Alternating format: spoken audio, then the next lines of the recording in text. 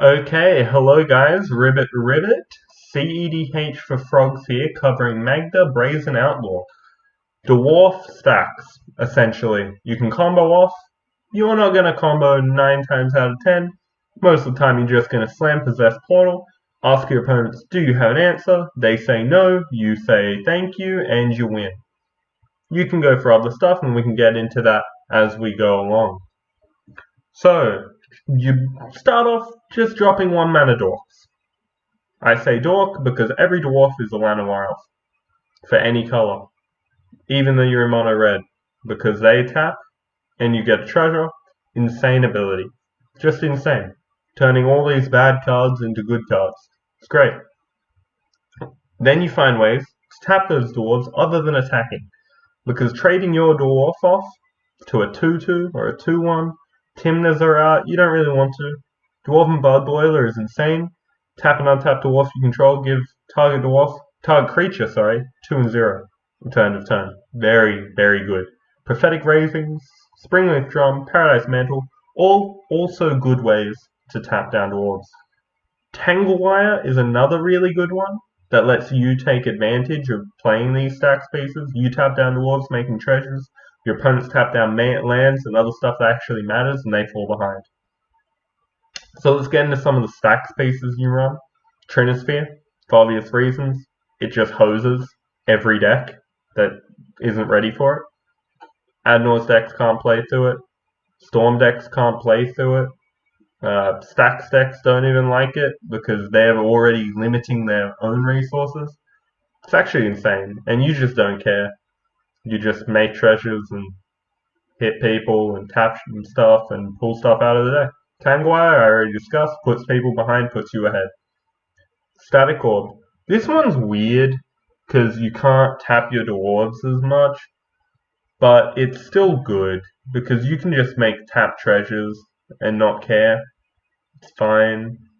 Sphere of Resistance is just really good. Thorn of the Amethyst you also run, that's also really good. Make everything cost 1 more. You don't really mind.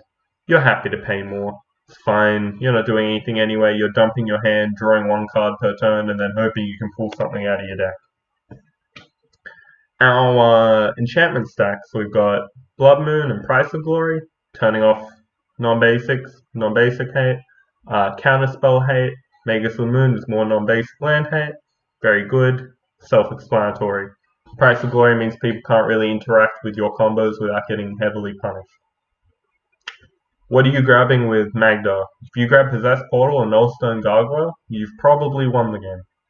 Both of these cards will just create a situation, an environment that's completely impossible for your opponents to interact with. Possess Portal is nuts. No one draws cards, you sack treasures, your opponent sack lands or discard cards from their it's nuts. Then go on to your combo.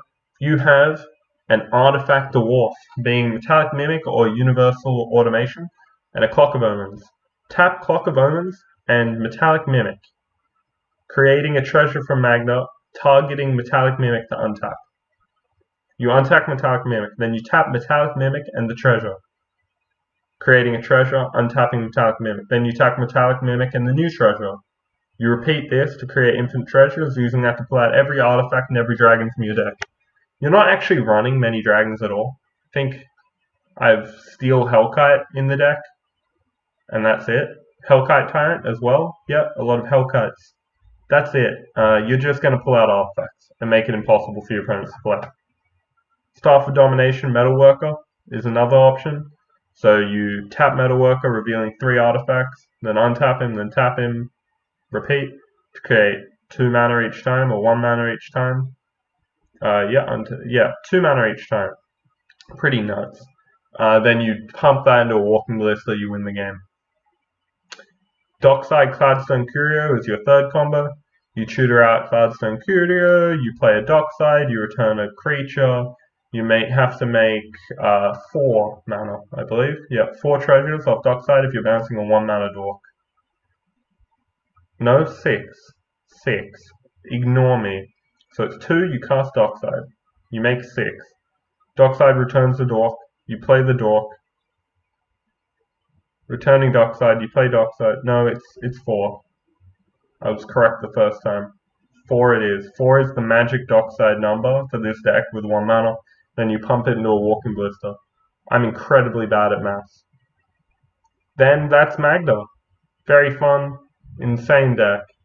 Not very hard to play at all. This is actually quite a budget deck as well. I would play this if I'm starting off in cEDH. I enjoy it. You can flick it into Duretti with a few changes as well, which is nice, which is what I do. Swap between the two. Very fun. Anyway, thank you all. Ciao. Amazing day.